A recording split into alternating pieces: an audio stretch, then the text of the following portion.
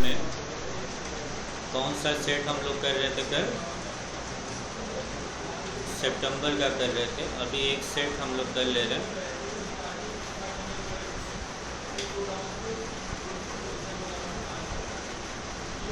ये रिसेंट का पेपर है ये।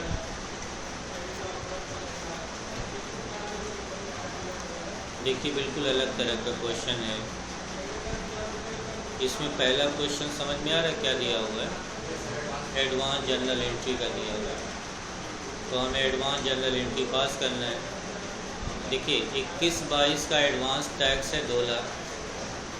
एडवांस इनकम टैक्स 22-23 का है 1,30,000 और प्रोविज़न 21-22 का है 1,80,000। इनकम टैक्स लायबिलिटी 21-22 की है 2,20,000। तो हमें किस ईयर से यहाँ पर रिलेट करना है, यानी कौन सी ईयर को? 21-22 को, जिस फाइनेंशियल ईयर का टैक्स लायबिलिटी होगा। तो 21-22 का टैक्स लायबिलिटी 2,20,000 है। तो 21-22 का ये टैक्स लिया जाएगा और 21-22 का ये प्रोविज़न लिया जाएगा। ये वाला जो है नेक्स्ट फाइनेंशियल ईयर में चला जाएगा। इसके अलावा एक प्रोविज़न और क्रिएट करना है आपको 22-23 का। तो 22-23 का मतलब हो गया कि नेक्स्ट फाइनेंशियल ईयर का 1,20,000 का। आपको क्या करना है? पास नेसेसरी जनरल एंट्री। इसके अलावा और कोई काम नहीं करना है। ना तो बैलेंस शीट बनाना है, ना प्रॉफिट एंड लॉस अकाउंट बनाना है।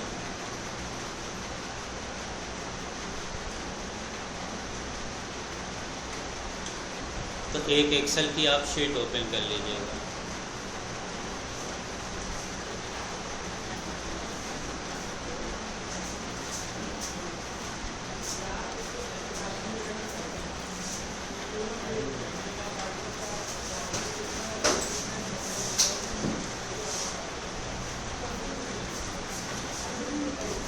इस तरह का आपको क्या बनाना रहेगा?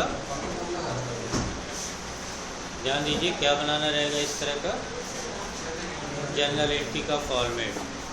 क्वेश्चन आप देख लीजिए, एडवांस का है तो 21-22 का बनाना है आपको, क्योंकि इनकम टैक्स लायबिलिटी 21-22 की है।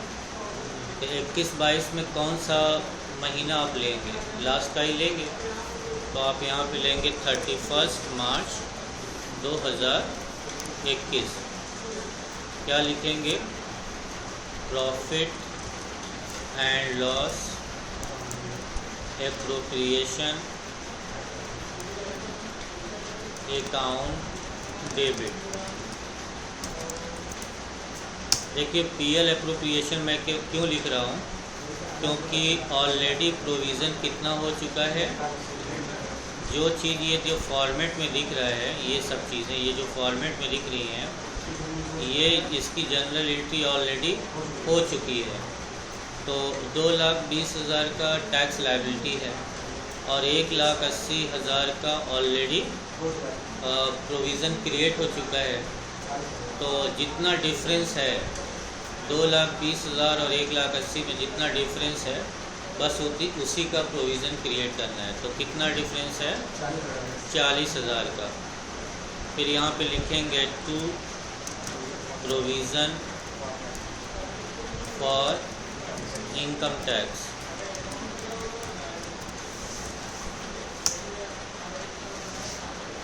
प्रोविज़न क्रिएटेड, हाँ फर्दर भी लिख सकते हैं। अब कितना डिफरेंस आ रहा है? तो 40,000। ये 40,000 कैसे आ रहा है? क्योंकि 2,20,000 की टैक्स लायबिलिटी है और 1,80,000 का प्रोविज़न क्रिएट हुआ है। तो दोनों का डिफरेंस जो है देखेंगे यहाँ पर, वही 40,000 आ रहा है, इसलिए यहाँ पे 40 लिख रहे हैं। फिर हम लोग क्या करेंगे? 31 मार्च को ही एडजस्टमेंट की एंट्री करेंगे। तो लिखेंगे provision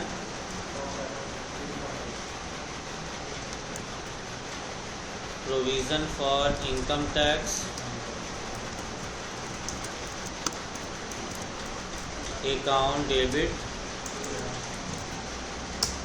to advance tax account. अब एडवांस टैक्स कितना पे किया है आपने, तो यहाँ पर दिख रहा होगा 21-22 का एडवांस टैक्स।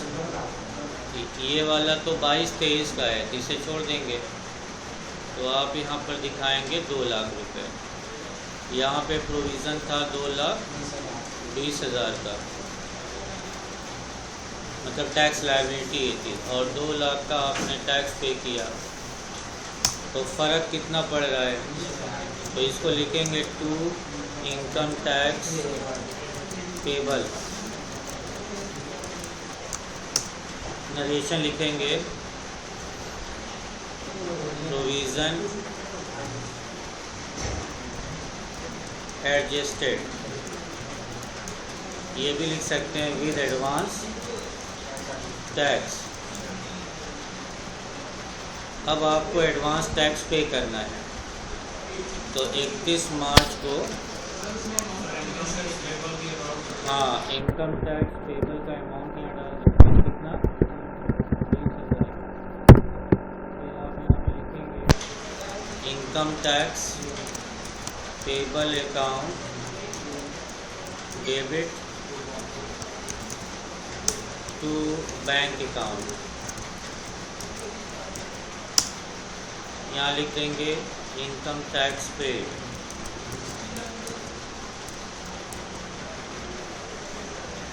$20,000।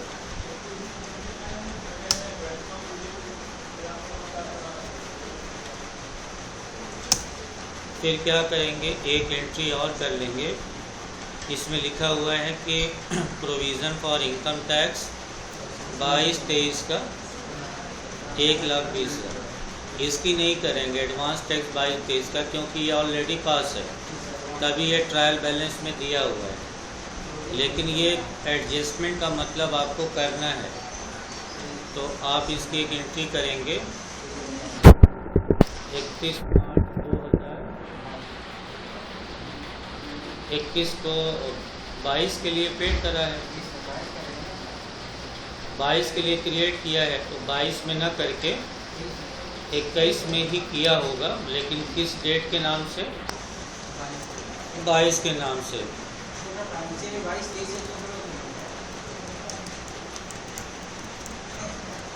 हाँ बता रहा हूँ, ये आप लिखेंगे profit and loss account debit, यहाँ पे आप लिख देंगे प्रोविज़न, और ब्रैकेट में आप लिख देंगे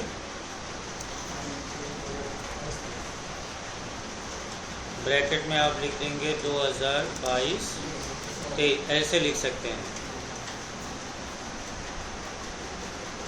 तो कितने का है ये प्रोविज़न, 1,20,000 का।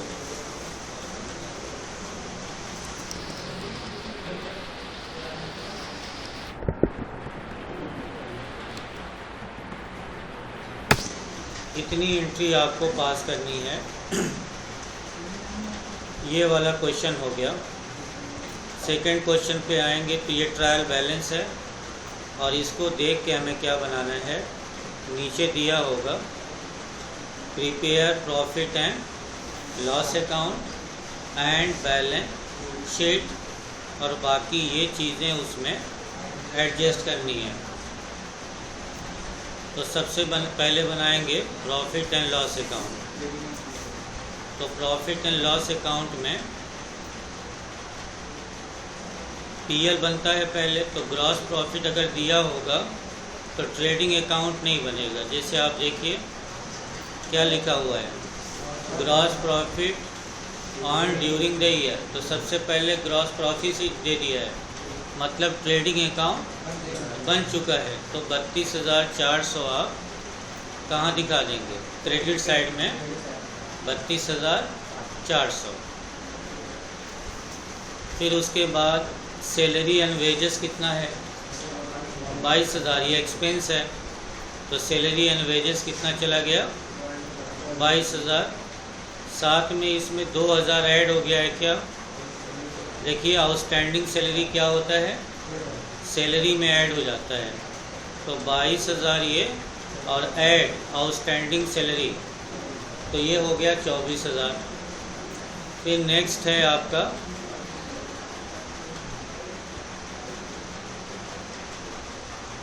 रेंट एंड टैक्सेस, ये भी इनडायरेक्ट एक्सपेंस है, तो आप यहाँ ले लेंगे रेंट एंड टैक्सेस 84,000।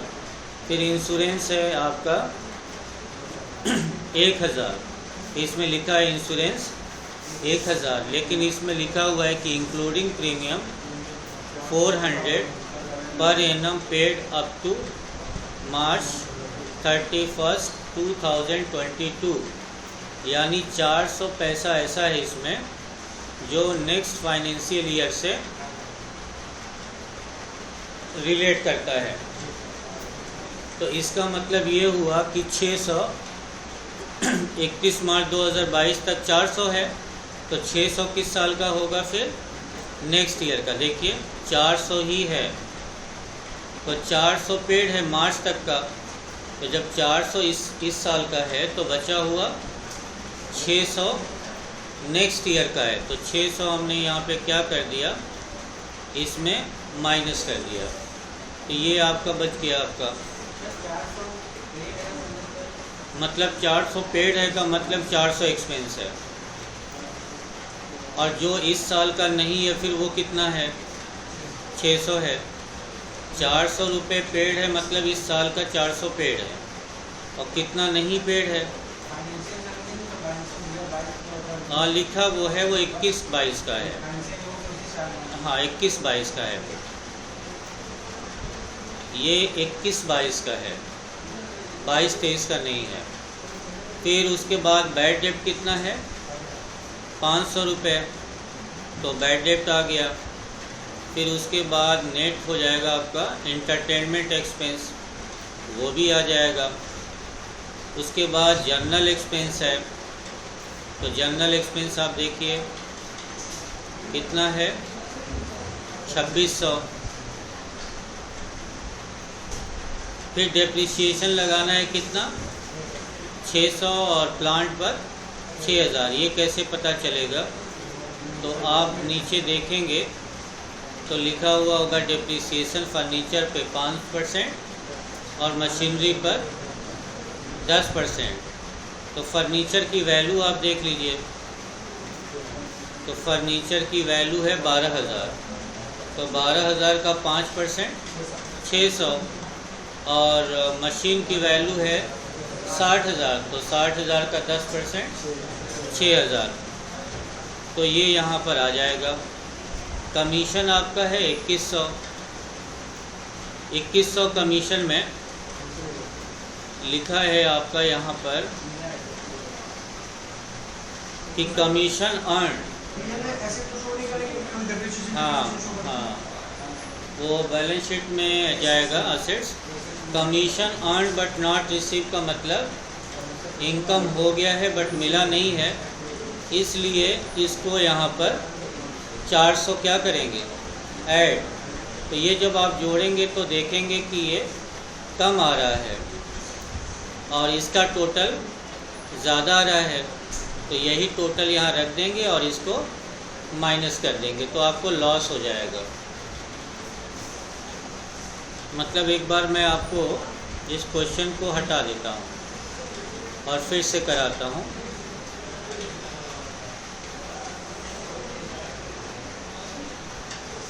शुरू से क्वेश्चन देखिएगा। सबसे पहले आपको क्या लिखना है, ग्रॉस प्रॉफिट, तो आप क्रेडिट साइड में लिखेंगे बाई ग्रॉस प्रॉफिट BD।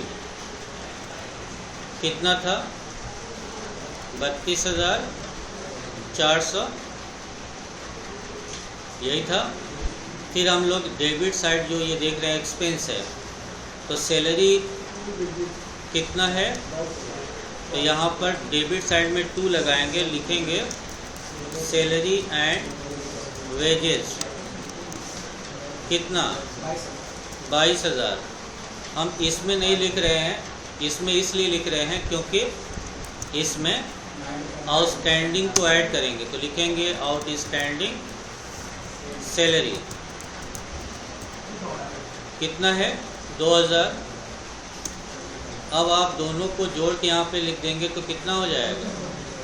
24। इसके बाद क्वेश्चन में आ जाइए। Rent and taxes 8400। तो रेंट एंड टैक्सेस भी क्या है आपका? एक्सपेंस है। तो आप डायरेक्ट लिख दीजिए यहाँ पर 8400, क्योंकि इसमें कुछ ऐड नहीं करना है। फिर उसके बाद कैश तो बैलेंस शीट में चला जाएगा। बैंक ओवरड्राफ्ट लायबिलिटी है, ये भी बैलेंस शीट में जाएगा। सन्डी डेटर क्रेडिटर बैलेंस शीट में जाएगा। इंश्योरेंस आएगा, इसमें 400 ही इस साल का है, 600 नेक्स्ट ईयर का है। तो आप यहाँ पे लिखेंगे इंश्योरेंस। हाँ, तो इंश्योरेंस आपने कितना पेड करा है? 1000। और उसमें से लेस कर देंगे क्या? हाँ, प्रीपेड इंश्योरेंस जो एडवांस है। तो 400 इस साल का है, तो 600 क्या होगा? नेक्स्ट ईयर का हो जाएगा। तो माइनस कर देंगे इसमें से।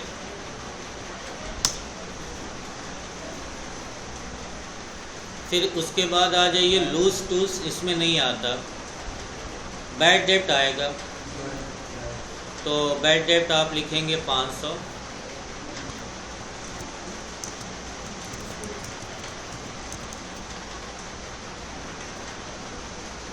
फिर नेक्स्ट प्रोविज़न फॉर बैड डेप्ट नहीं आता, क्या लिखेंगे? Entertainment expense.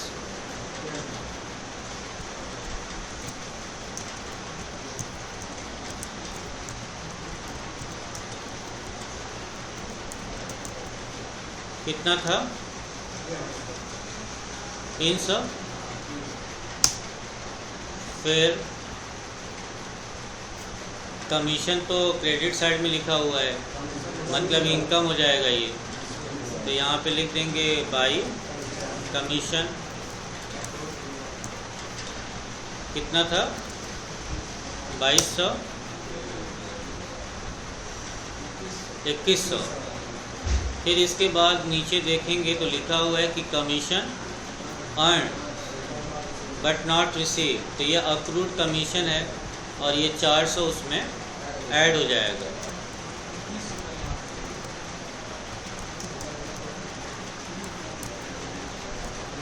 ये कितना? 400।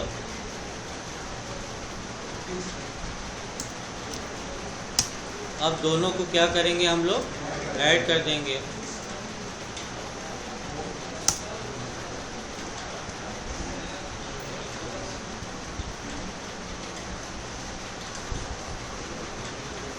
और बताइए क्या बच रहा है? जनरल एक चार्जेस, ये भी एक्सपेंस है।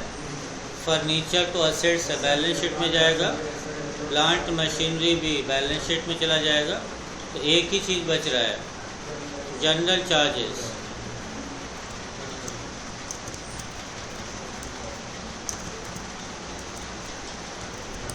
कितना? 2600।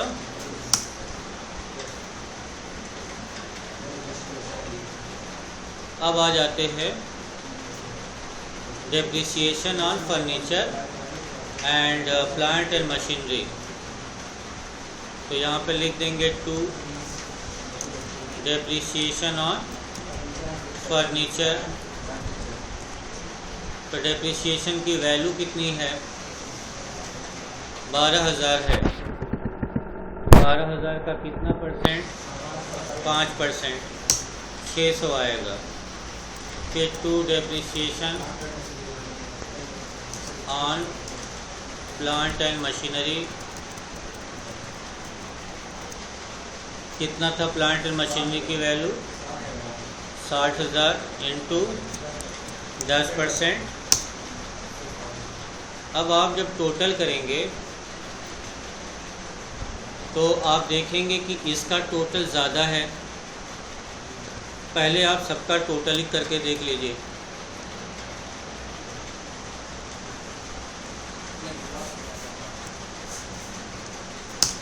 ये 42,800 आ रहा है, इसका भी टोटल कर लीजिए।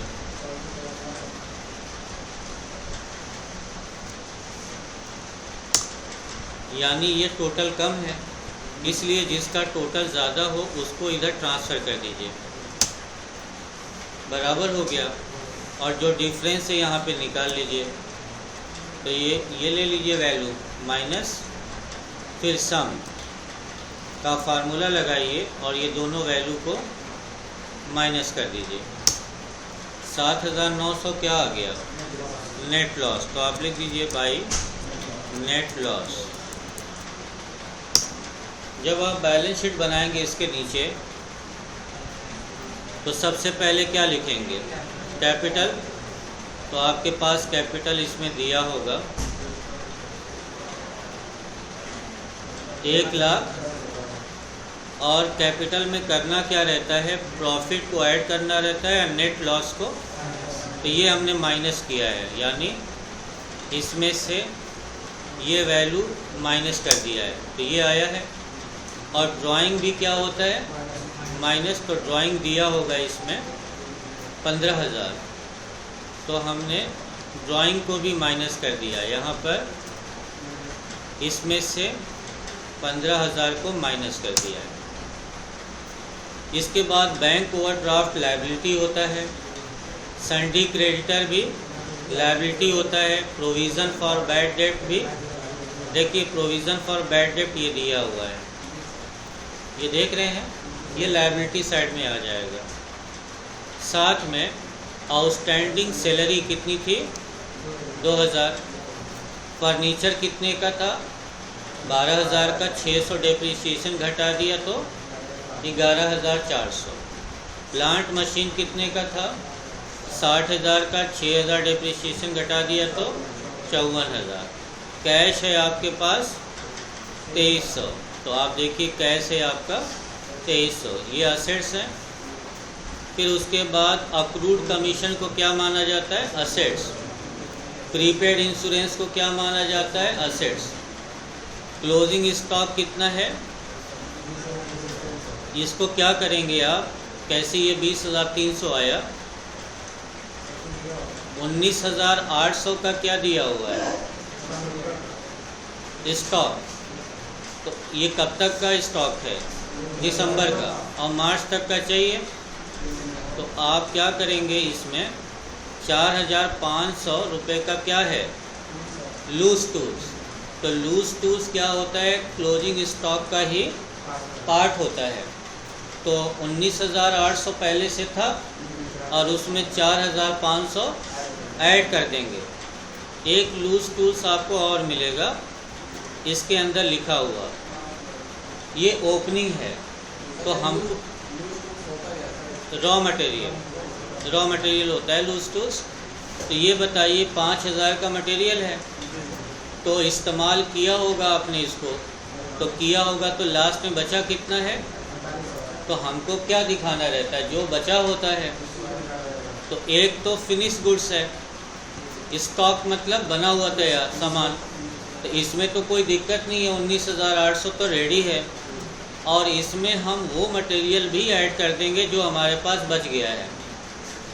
तो 4,500 और प्लस 19,000 ओपनिंग लूज टूल से कोई मतलब नहीं है। इसलिए आप देखेंगे तो हमने क्या किया यहाँ पर, ये जो क्लोजिंग स्टॉक है इसमें क्या किया है?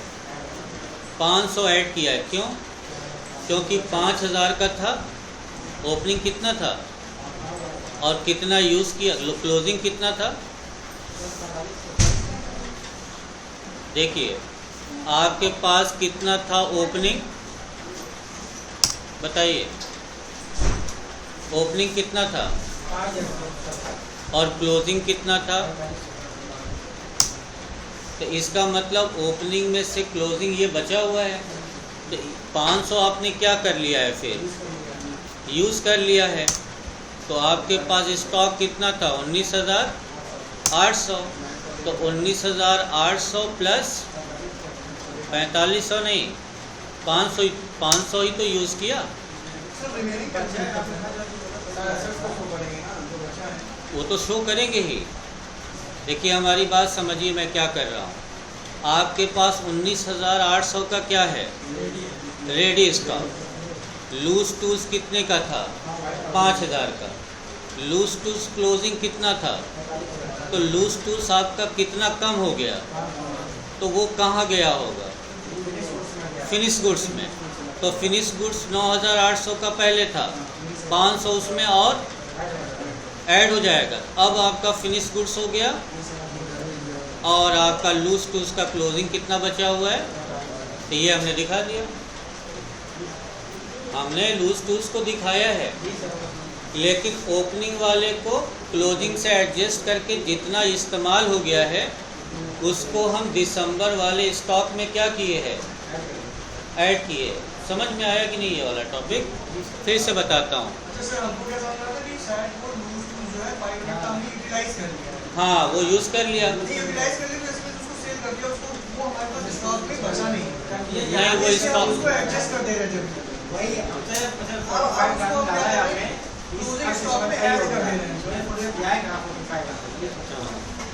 अब फिर से समझिए, आपके पास 19,800 का क्या है, स्टॉक रेडी है, बिल्कुल बना हुआ तैयार गुड्स है, लेकिन कब तक का, दिसंबर, यानी मार्च तक का नहीं है। तो आपके पास 5,000 का और स्टॉक लूज था, तो लास्ट में बचा वो कितना, 4500, यानी कि जनवरी फरवरी में आपने मार्च में यूज़ किया, तो 500 और आपको स्टॉक मिल गया। तो 5,000 में से 4500 माइनस किया, तो दिसंबर के बाद 500 और रेडी स्टॉक हो गया। तो पहले था 19,800 और फिर उसमें ऐड हो गया 500, तो अब रेडी स्टॉक मार्च तक 20,300 हो गया। और ये जो स्टॉक 4500 है, ये वो है जो अभी यूज़ हुआ ही नहीं है, तो सबको जोड़ देंगे। फिर उसके बाद 4100 डेटर और टोटल कर देंगे, तो दोनों का टोटल सेम आ जाएगा। आपको पता ही है बैलेंस शीट मैच होना चाहिए, तो ये मैच हो जाएगा।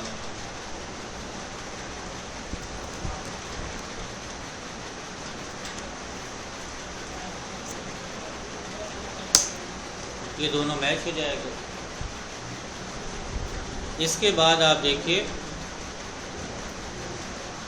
ये क्या करना है आपको, रेशियो निकालना। देखिए, कैलकुलेट डेब्ट equity ratio, total assets to डेब्ट रेशियो, प्रोप्राइटरी रेशियो, डेब्ट टू कैपिटल एम्प्लॉयड रेशियो। बस यही करना है, क्वेश्चन में आ जाते हैं। पहला रेशियो का क्या नाम है, डेब्ट इक्विटी रेशियो। फार्मूला क्या होगा, लॉन्ग टर्म डेब्ट शेयर होल्डर फंड। और लॉन्ग टर्म डेब्ट में आएगा क्या, तो लॉन्ग टर्म डेब्ट में क्या आएगा देख लीजिए, ये आएगा आपका लॉन्ग टर्म बारोइंग्स। कितना है, सिर्फ यही आएगा, तो वो हमने यहाँ पर लिख दिया है 1.5 लाख। और शेयर होल्डर फंड में क्या आएगा, आप बताइए, share capital and reserve and surplus, ये कैपिटल का पार्ट होता है। तो 4 लाख और 1 लाख मिलके 5 लाख। आप देखेंगे तो ये 5 लाख है। फिर हमने क्या किया, 1.5 लाख को, इस 1.5 लाख को हमने 5 लाख से डिवाइड कर दिया, तो ये रेशियो आ गया। फिर इस रेशियो को हमने क्या लिख दिया यहाँ पे, 0.3:1 ऐसे लिख दिया। टोटल असेट्स टू टोटल डेब्ट, तो टोटल असेट्स आपके पास कितना है, क्वेश्चन में जाइए, कितना है टोटल असेट्स, 7 लाख। तो टोटल असेट्स हमने लिख दिया 7 लाख। और लॉन्ग टर्म डेब्ट अभी पता ही था हम लोगों को, तो डिवाइड कर दिया कैसे, 7 लाख को 1.5 लाख से, ये आ गया। प्रोप्राइटरी रेशियो का क्या फार्मूला है, share holder fund total asset, तो शेयर होल्डर फंड तो अभी ये निकाला था, और टोटल असेट्स भी अभी पता था, ये 7 लाख। फिर हमने 5 लाख को क्या किया,